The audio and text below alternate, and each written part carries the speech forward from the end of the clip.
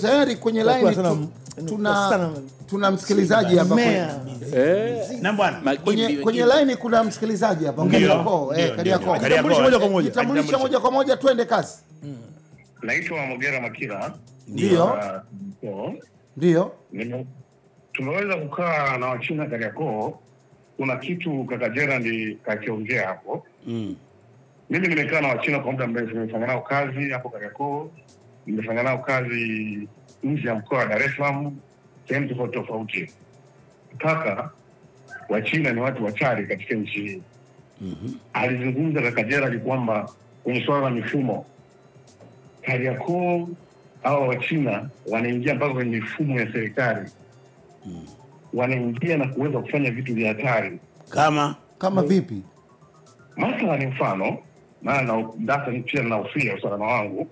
Sisi tunafanya nao kazi pale Morogoro. Mchina wangu alikuwa ananiambia usinunue umeme nyumbani. Naomba mita namba. Anaambia naomba namba mita. Unanipata vizuri? Nikipatia ananipa umeme kuanzia unit 100. Bwana. Sio nipata vizuri Lakini alafu akaja sasa akawa kama anatuingiza kwenye baadhi ya wafanyakazi wake ambao wanaoamini.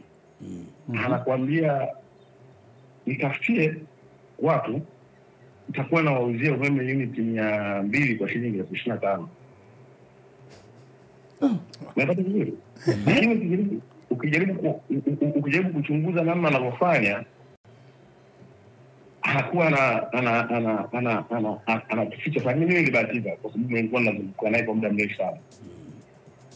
Hawa watu kiukweli kabisa, ile na mamlaka. Mchina yote ambaye yuko nchi hii ana mtu kwenye kila sehemu, kwenye kila sekta, ana mtu wa miaji hata kama ana vibali. Hapo muongea. Hapo.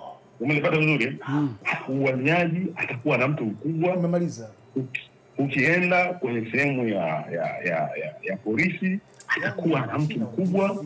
Umenipata vizuri? Ukienda kwenye wizara atakuwa na watu wakubwa. Wachina wengi wanafanya hapa hawana vibali vya kazi.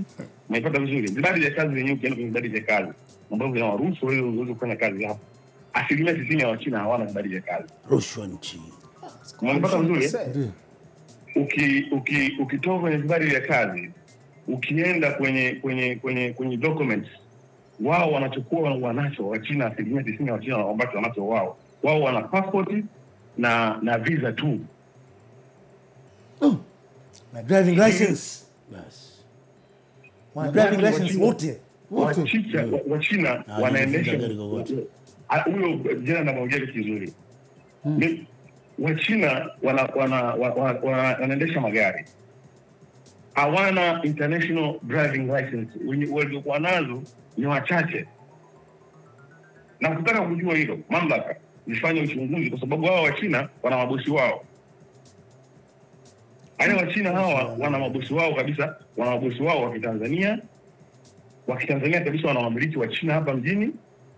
Mathalan kwenye hizo kampuni za kamari. Mmoja mlikuwa na agenda hapo ya kuhusu madubu haya. Mimi nimefanya hapo, tumefanya nao kazi hao jamaa. Wote unaona mjini hapo wanazunguka wa China hao. Hao wote wanafanya kazi. Umepata vizuri? Wana wabosi wao. Na kwa hapa Dar es Salaam, sehemu kubwa ya China inakopatikanika ni pale China Plaza. Nani? China Garden. Mnapafahamu China Garden? Ni wapi? Ni wapi hiyo? China Garden hiyo ni kocheni hapo. Kwa mwalimu yeye kuna apartment hapo. Kuna Wachina wengi sana wako hapo. Unaipata vizuri? Ndio. Kuna wakati tunayajua mengi lakini tunashindwa namna ya kuweza kwa sababu kama ufikisha katika bwana vingi kifuani mpaka achukua namba. Pororo unachanganyikiwa. Yaani anataka kutoka mpangilio. Basi mimi nitachukua namba yako Chemba, tutazungumza mengine. Unaipata vizuri? Lakini kweli kabisa. Kwenye Dubwi. Ukienda kwenye sheria za Dubwi kwamba mimi nimebahatika kufanya kazi na kujua kwenye hizo kampuni za kamari, kila mashine inatakiwa na kibali chake. Kwa kila mashine. Na kila mfano kwenye ndani ya our getting board. wanavyotoa kibali chao, mashine mathalani inaenda mtaa wa Kinondoni. Kinondoni kuna mitaa yake na kata zake. Halmashauri kwenye kila mtaa inatakiwa halmashauri itoe kibali. Mfano inaenda kwenye mtaa wa Wibu, mtaa wa Sekenke. Sio wanapata vizuri tu. Lakini kibali hicho kimoja wanatumia katika mashine 200 katika wilaya nzima. Unaona maneno? Angalia mapato. Na wenye shughuli wenyewe wanajua hawajui? Wanajua bana wewe. Siko maana kama mimi ninakwambia kwenye swala hilo tuna mengi. Corruption. Unapata vizuri? Corruption. Kwa hiyo nchi yetu wakiondoa hiyo mifumo ya hao mabwana wakubwa kwenye hizi sekta za umma. Wachina hawana matatizo, wenye matatizo ni sisi wenyewe viongozi wetu. Wenye kwenda kusimamia hizi mamlaka. Bas, umemaliza mzee wangu. Asante. Asante sana. Yaani ni hivi, yaani Mchina hana haja ya kujua vitu vingi. Anataka ajue wale ni corrupt bwana wewe. Nampa nani? Basi. Hayo mengine wewe sikia mtu anaingia kwenye mfumo wa TANESCO. Sisi kuna luku kuna mtu kumbe ana kikompyuta chake yuko ghetto. Bwana umesikia kuhusu madubu, mfano mdogo wa madubu?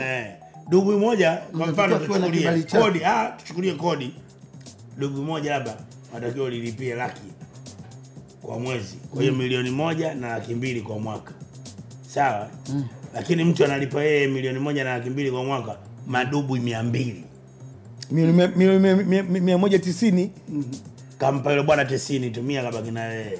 Na 90 nyingi hawezi kumpa yote 90. Anachukulia nampa. Mampi. Si namna gani? Ndio kawaida ndio. Usiulize. Afu kisikia unaenda kutukatia barabara mashimo visanduku tunakaa miezi 6 hamjatuzibia barabara nini, hatujapata hela kumlipa mkandarasi. Si mngechukua kwenye madubu hiyo. Afu umesikia hicho kwa hizo bwana kikubwa kuliko vyote. Mimi nilicho kinote amezungumza kuhusu kila mtu na bosi wake. Kwa hiyo ni style gani hiyo? Hiyo ni style ya mafia. Mafia wanafanya shughuli zao ndio kwa mfumo wenu. Hakuna nje ya utaratibu.